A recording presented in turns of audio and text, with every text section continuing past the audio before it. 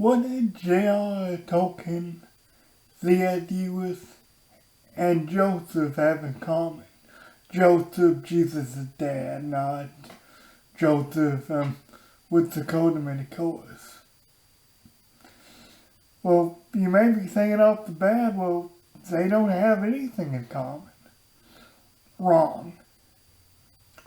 Legacy of Christ.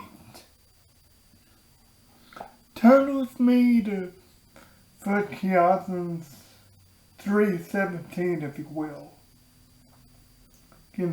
Oh, sorry, not 1 Corinthians, just Corinthians.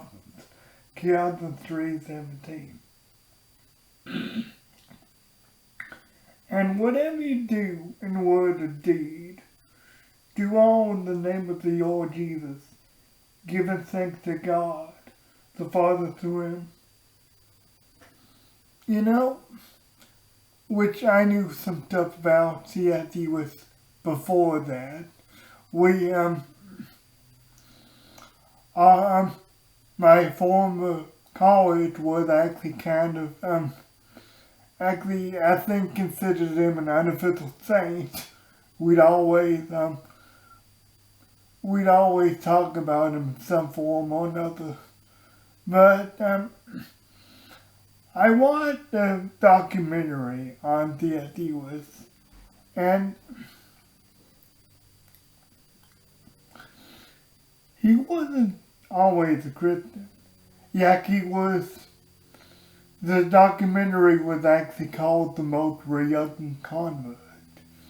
It talked about his life and how he struggled with Christ, and how he struggled with the understanding of God, everything. He was actually friends with J.r.r. Tolkien, which I didn't know. They went to the same university. But the point is, when he converted to Christianity, when he got saved by Jesus Christ, he dedicated his life to writing about Christ, even writing a lot of successful books in the allegory of Jesus Christ, the Chronicles of Narnia. Now, I don't know how faithful the movies are to the books, but the movies have a lot of, especially when it was made by Disney, it's a little surprising, but the movies were able to capture a lot of the same symbolism that C.S. Lewis used too.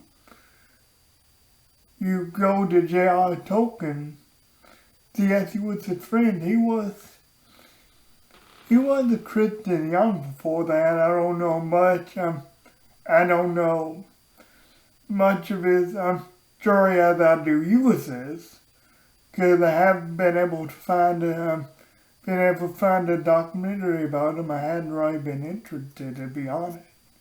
But I do know he was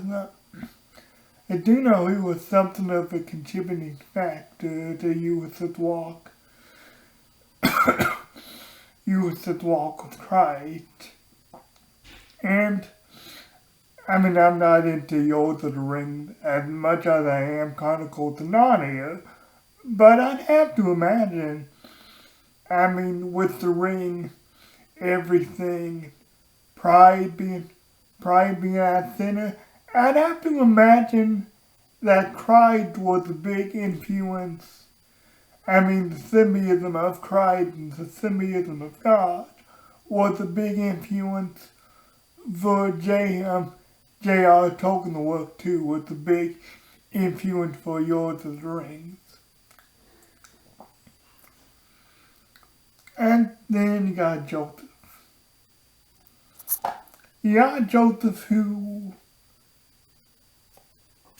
I don't want to say is a background character, but doesn't get as much recognition, especially in Catholic tradition, as Mary. Not that I'm supporting the Catholic tradition. Don't quote me on that. But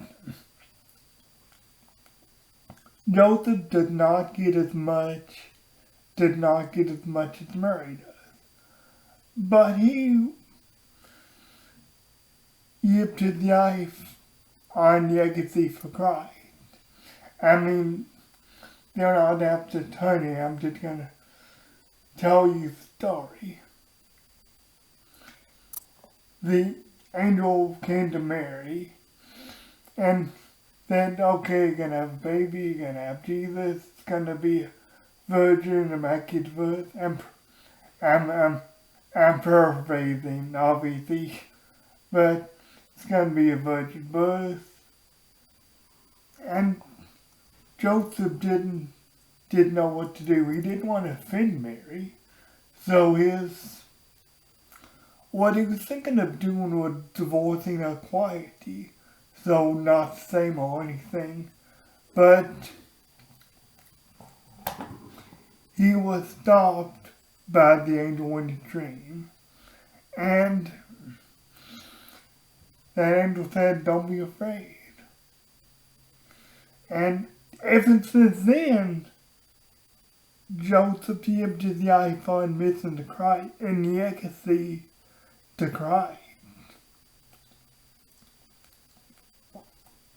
There was opportunities even in scripture that you see when they were in Egypt, they were in various places, and the word of the Lord came to Joseph and said, hey, flee from this place. Someone may be getting ready to pass your way and look for the child. So flee from this place.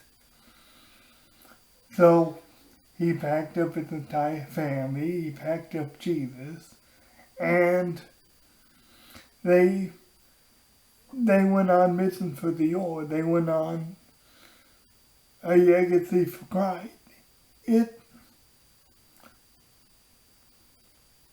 My point in all that is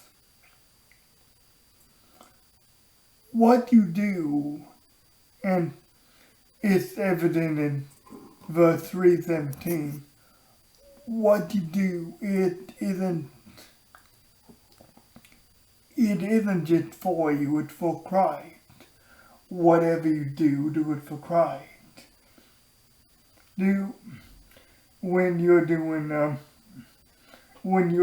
mundane things, like what makes you happy.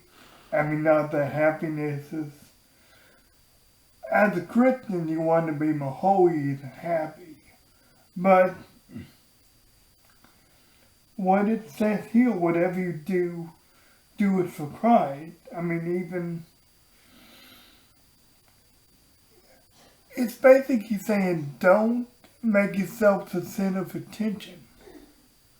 Don't detract from Christ by attracting to yourself. I mean, there's a lot of things these men could have done without including Christ. A couple of them are maybe the greatest writers of their generation, and one of them was the father of Christ. There are several things they could have done without Christ. They could have, I mean, I'm not so it was possible, but in theory, Joseph could have gone along with his plan. Joseph could have rejected Christ. It took that holy influence to not get him to do so. But in theory, Joseph could have rejected Christ. The other two men could have. C.S. Lewis and J.r.r. Tolkien. They could have said, okay, God, I've got more important things to do. I've got another idea that's gonna make me famous. That's gonna, I mean, I mean, speaking of that, even the works of the Chronicles of Narnia, C.S. could have been, oh yes, it was all me, which I haven't been able to find an interview about him specifically talking about the Chronicles of Narnia, but what I imagine happened is C.S. could have been, oh no, it was all me, no help from anyone, no influence, no symbolism in it. It was just all me. I'm a genius. I'm brilliant. Well, what I imagine happened was every time he would ask about the Chronicles of Narnia, as with anything else in the AI that I've read, after its conversion to G, he pointed to God, he pointed to Christ. He was a lamppost for Christ because he realized the severity of this verse. Anything you do it for Christ. Be unintentional missing for Christ, because it's not about your happiness, it's about your holiness. And what's ironic and funny about that is when you get holy,